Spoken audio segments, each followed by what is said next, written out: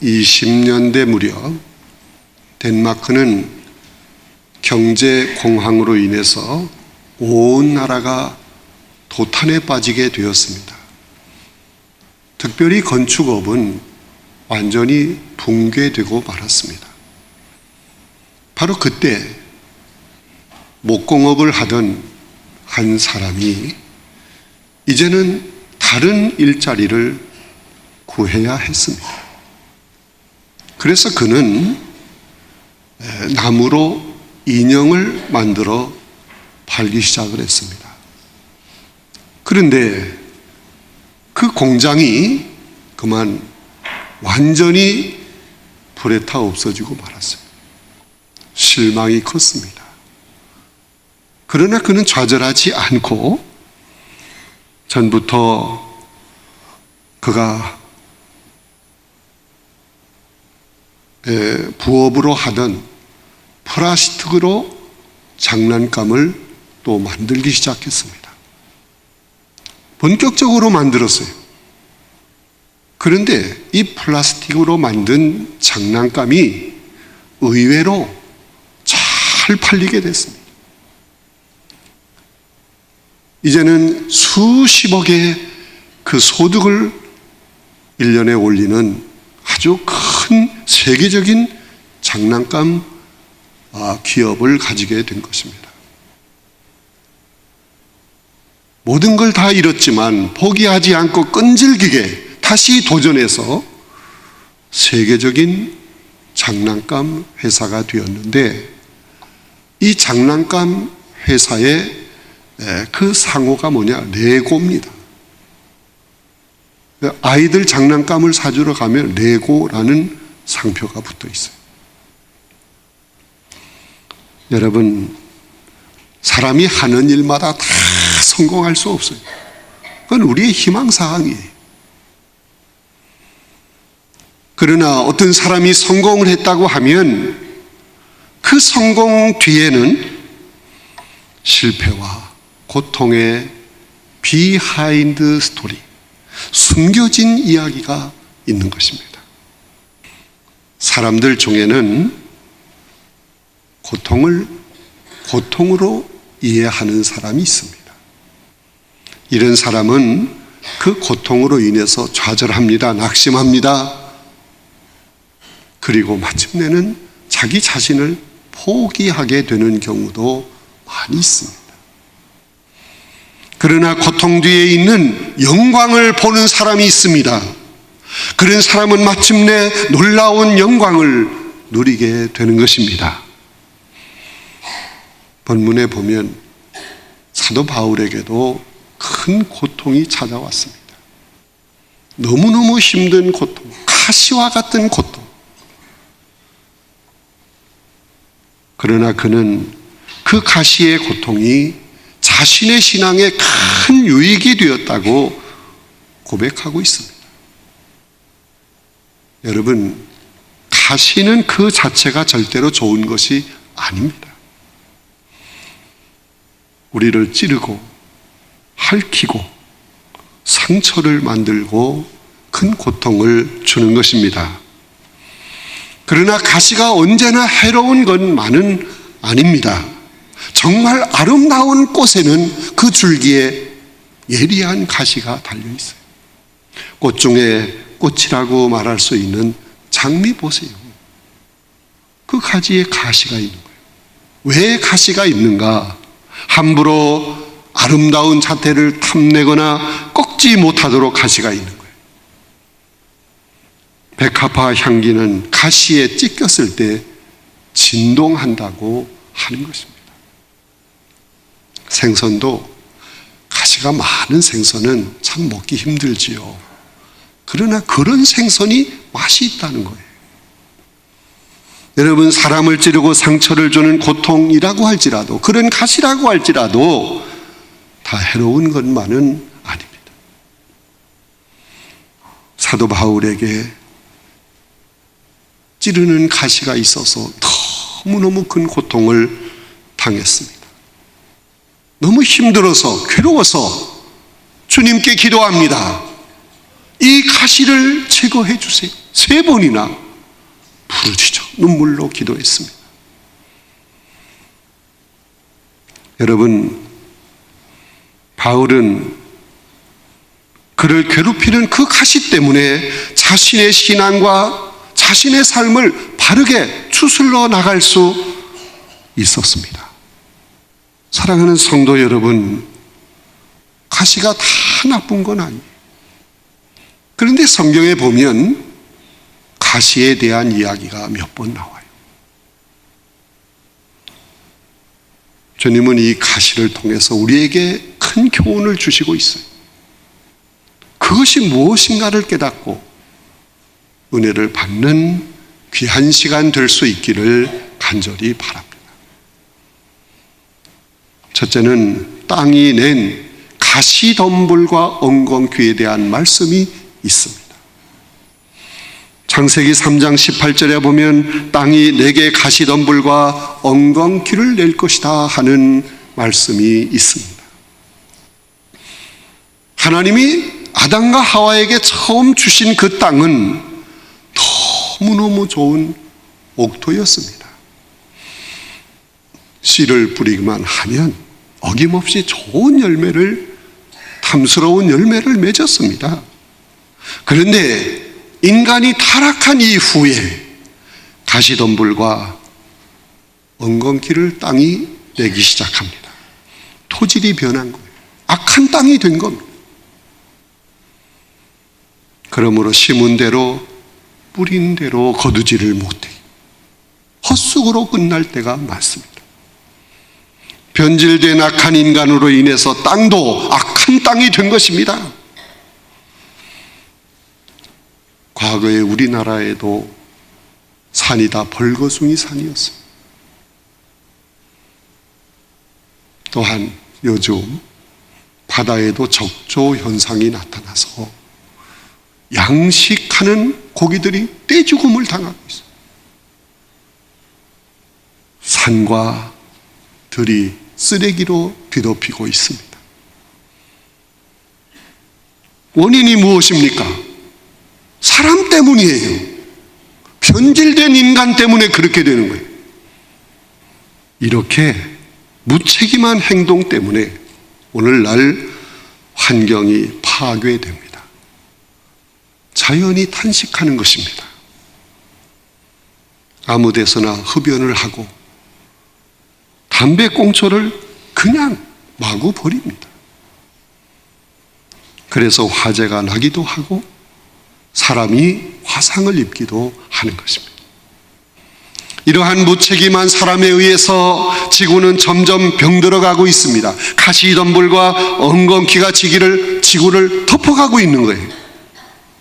여러분, 고등동물과 하등동물은 여러 가지 면에서 차이점이 많아요. 비교가 안 되는 거예요.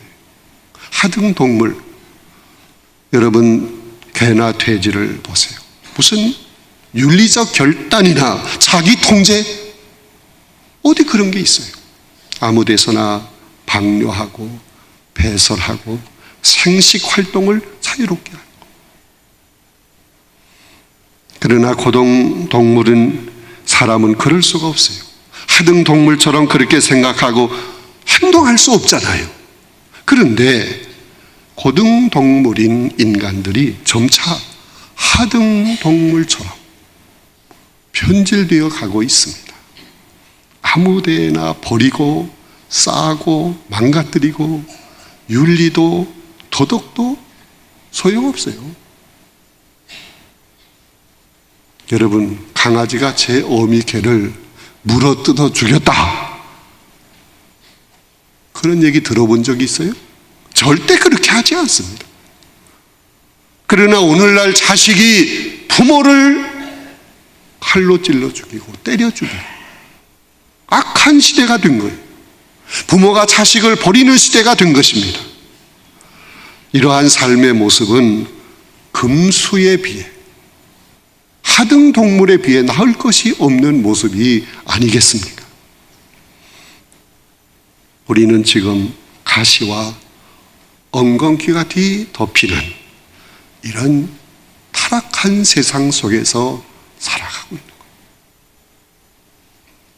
성경에 보면 두 번째로 모세가 본 불붙은 가시떨기 나무가 있어요.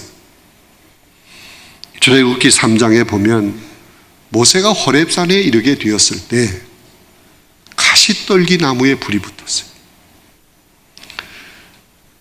신명기 3장 16절에도 그 이야기가 나오는데 이 말씀을 세번역 성경으로 보면 분명히 가시떨기라고 돼 있어요. 가시떨기는 히브리 말로 세네라는 말인데 찌르다 하는 얘기입니다. 이 떨기 나무의 가시는 갑자기 본래 없는 것인데 돋아난 것이 아닙니다. 본래부터 있던 가시였습니다. 그런데 그 가시 떨기 나무를 모세가 만난 거예요.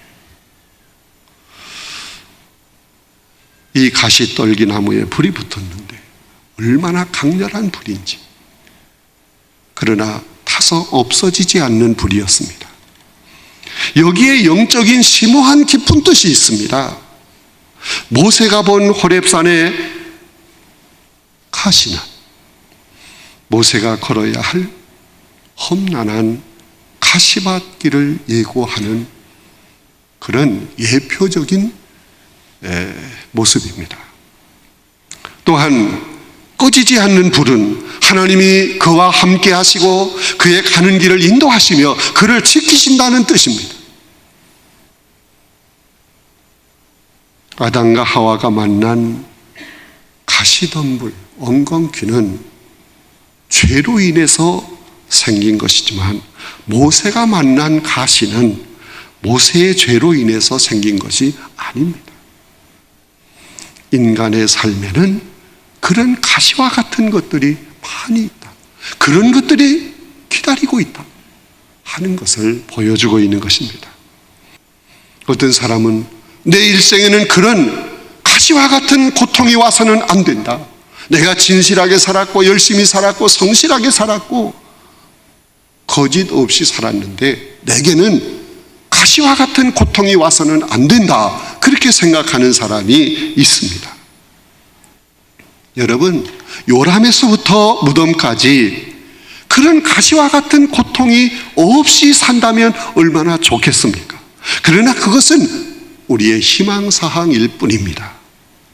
수많은 가시와 같은 사건들이, 어려움들이 우리를 기다리고 있는 것입니다. 하나님은 특별히 성도인 우리에게 유익하기 때문에 때로 고난의 가시를 만나게 해 주는 것입니다. 미국의 존슨 대통령은 사람을 채용할 때 두 종류의 사람은 절대로 채용하지 않는다는 거예요. 그 두 종류의 사람이 누구냐? 하나는 너무 빨리 출세한 거예요. 아주 쉽게 출세한 사람. 또 한 종류의 사람은 실패해 본 적이 없는 사람이에요. 너무 쉽게 출세한 사람은 독선적이기 쉽다. 교만하기 쉽다. 실패의 경험이 없는 사람은 다른 사람의 아픔을 이해하지 못한다는 거예요. 여러분, 실패와 고난은 절대로 부끄러운 것이 아닙니다. 따라합시다. 실패와 고난은 부끄러운 것이 아닙니다. 오히려 지혜롭고 성숙한 신앙의 사람이 되게 해주는 것입니다. 특별히 성도에게 하나님께 내리시는 고난의 가시는 유익한 때가 많습니다. 그래서 고난 중에서도 그것을 깨닫고 하나님께 찬양하며 감사를 올리는 것입니다. 하나님은 사랑하는 자에게 불붙은 가시나무의 고난을 주실 때가 있습니다. 그 고난의 가시를 통해서 하나님이 함께 해주심을 깨닫게 되는 것입니다. 하나님의 구원의 능력을 체험하게 되는 것입니다. 합력하여 선을 이루어 주시는 하나님의 놀라운 은혜를 받게 되는 것입니다. 성경에 보면 세 번째, 바울에게 주신 육체의 가시가 있습니다. 본문 7절의 말씀입니다. 여러 계시를 받은 것이 지극히 크므로 너무 자만하지 않게 하시려고 내 육체의 가시 곧 사탄의 사자를 주셨으니 이는 나를 쳐서 너무 자만하지 않게 하려 하심이라. 본문에서 사도 바울에게 닥쳐온 가시는 육체의 질병을 말하는 것입니다. 여기서 가시라고 하는 이 말은 스콜로푸스라고 하는 말인데, 말뚝, 뾰족한 창이라는 뜻을 가지고 있습니다. 바울의 육체에 말뚝과 같은, 뾰족한 창과 같은 그런 것이 꽂혀서 너무너무 고통스럽고 괴롭다. 그런 육체의 질병으로 인해서 죽을 지경이 됐다는 것. 바울은 그 가시를 제거해달라고 하나님께 눈물로 3번씩 기도했습니다. 그런데 하나님은 그 가시를 제거해 주시지 않았어요.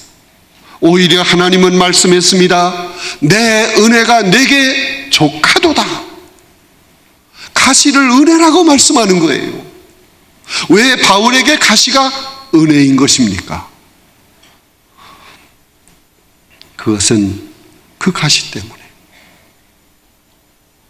사도 바울은 겸손할 수가 있었습니다.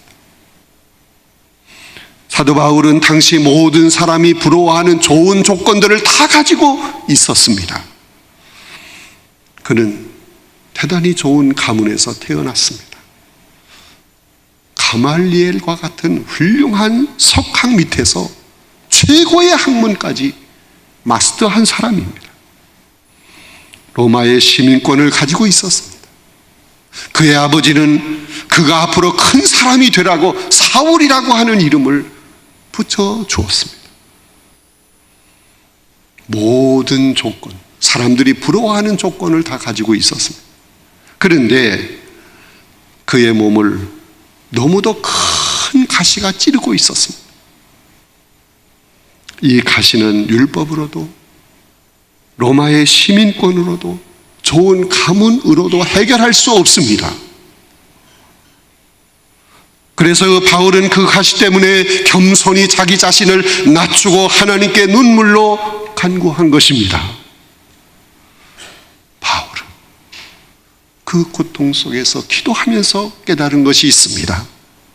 하나님이 나를 쳐서 너무 교만하지 않게 하려고 하신다. 나를 겸손하게 만들려고 하신다. 깨닫는 것이 은혜입니다. 또한 바울은 가시 때문에 오직 주님만 의지하게 되었습니다.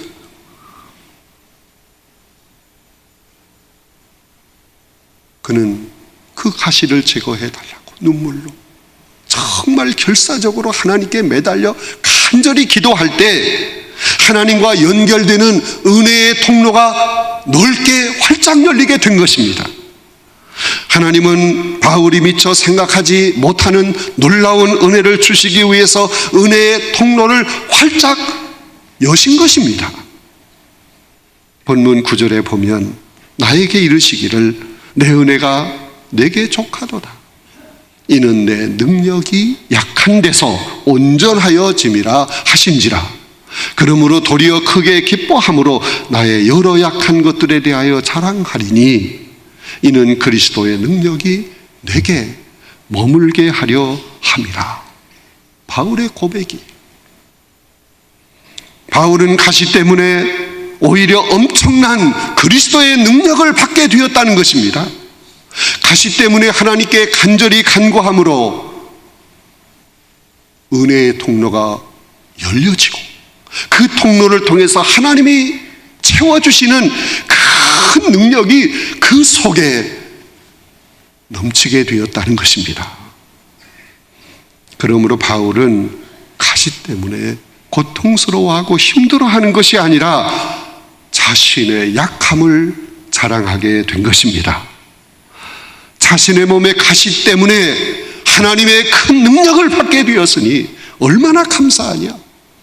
그는 기뻐하며 하나님께 영광 돌리는 성숙한 그리스도인의 모습을 보인 것입니다.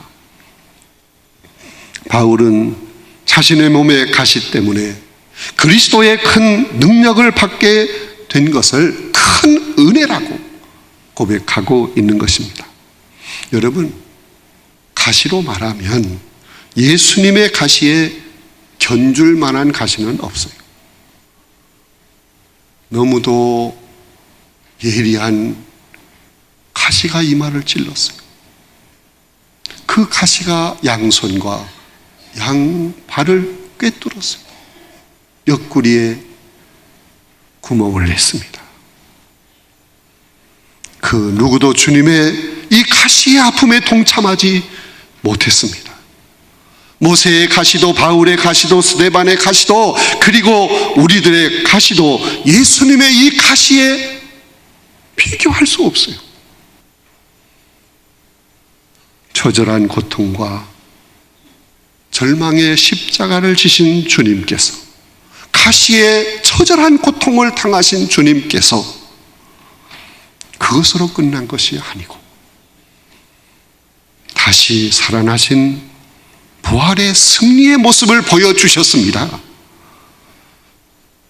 사도 바울은 부활의 승리의 모습을 보여주신 그리스도의 능력을 깨닫게 되었습니다.